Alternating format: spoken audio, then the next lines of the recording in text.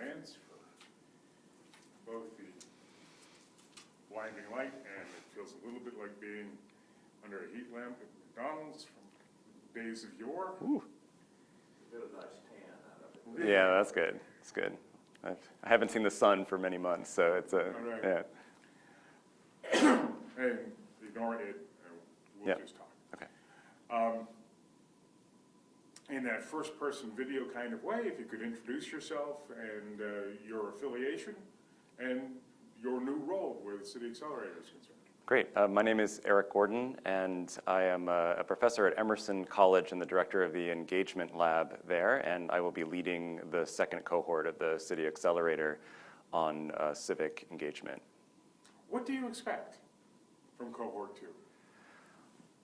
I expect that the cities that are participating in the City Accelerator are going to be focusing on the issue of civic engagement in a way with a tighter focus than they have in the past. So while everyone is doing it and it's in the front of many people's minds, the problem is it hasn't been actually at the front of the design of processes. There are other things that are more important, and the outcome of civic engagement has not been the thing that's funded or prioritized.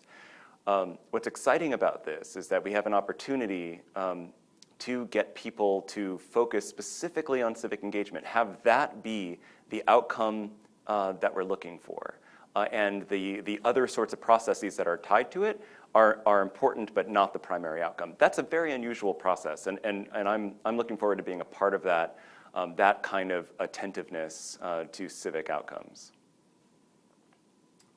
Would a reader be excused for not being clear in their own mind about whether civic engagement is a means or an end? Oh, absolutely. The problem of civic engagement being a means or an end, I think, is a primary problem in this space.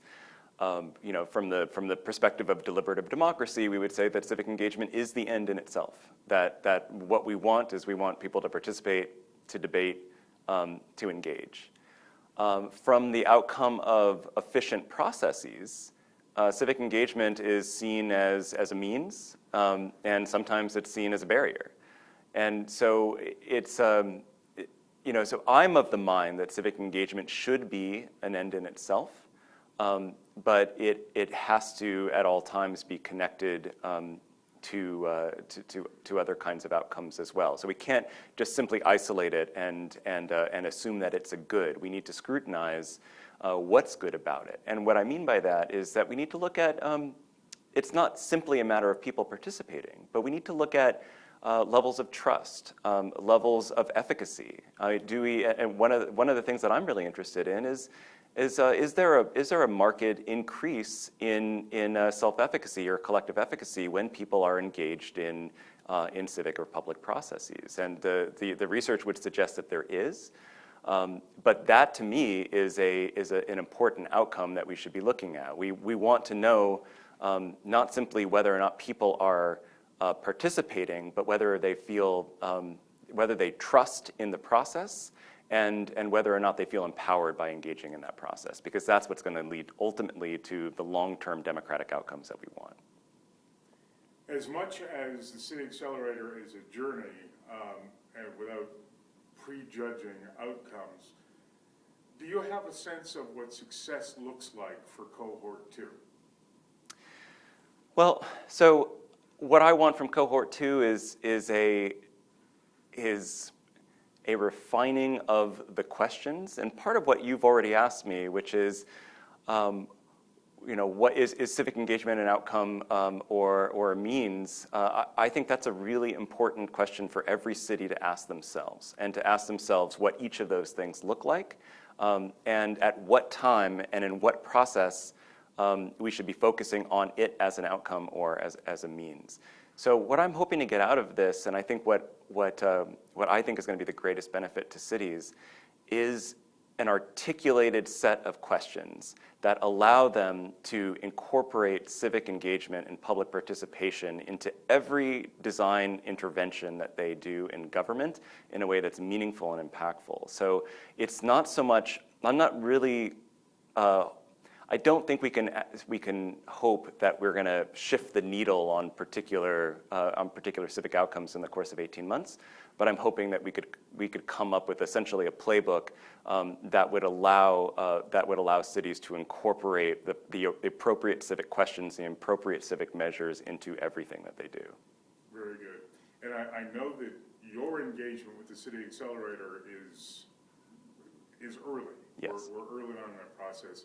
But you said yes to the request. So I imagine you've done some thinking about how the City Accelerator fits in this much wider ecosystem. And what was the value proposition that convinced you to sign on?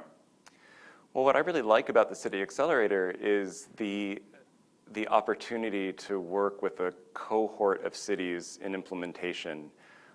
That's really unusual. It's really unusual to be able to look across cities and to be able to identify problem spaces and experiment across cities.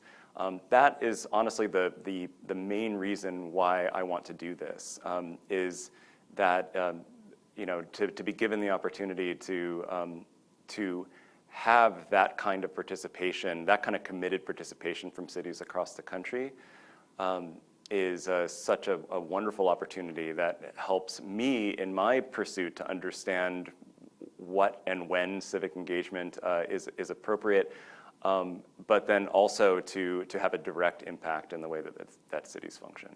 Very good. If you'll allow me to change gears, you are finalizing some work in the civic tech space and contrasting what tends to be wildly optimistic view of what civic tech can do and its reality on the ground and reality within organizations. And just wondering whether you can provide a brief overview of that work and the findings, particularly the ones that may have been counterintuitive. Sure. So I did a study that was that looked at the way that organizations are designing and deploying technologies that we can call civic tech. So and looked at community organizations primarily, organizations that have a geographic reach, a geographically local reach, that are whose mission it is to benefit the participation of the community.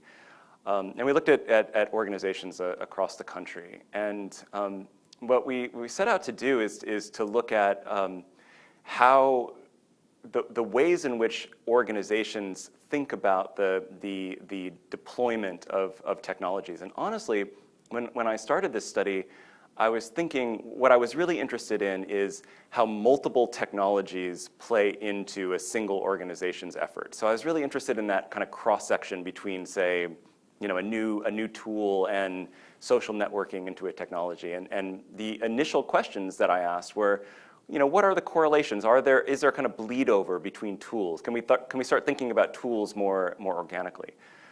What ended up happening, though, is what I learned from people is that the tools themselves provoked a lot of anxiety. And while there is a generalized sense of good that comes from the use of these tools, ultimately, what the benefits were not only associated with the function of the tool, but the benefits became the way in which the stories in which people within organizations could tell about those tools and how complicated those stories were. So sometimes those stories flew in the face of a community organization's identity as a grassroots organization. And if they started using technology, the discourse of that technology was counter to the way that they understood themselves as being a kind of door-knocking organization. And so what we started looking at, what we started seeing was this all these tensions around the actual implementation of technologies within organizations themselves. And the study really uncovers what those tensions are and sees that the civic tech space is not simply about problem solving, but it's about a kind of a narrative that gets generated within organizations both good and bad, and the way in which organizations are using the the kind of celebratory tone of technology to achieve some things, but then that celebratory tone is coming back and biting some people as they implement these things. So I think what's most interesting about that study is really just an honest look at the organizational life of civic tech and beyond the tool itself, and what it means for how organizations work and how they think about their missions.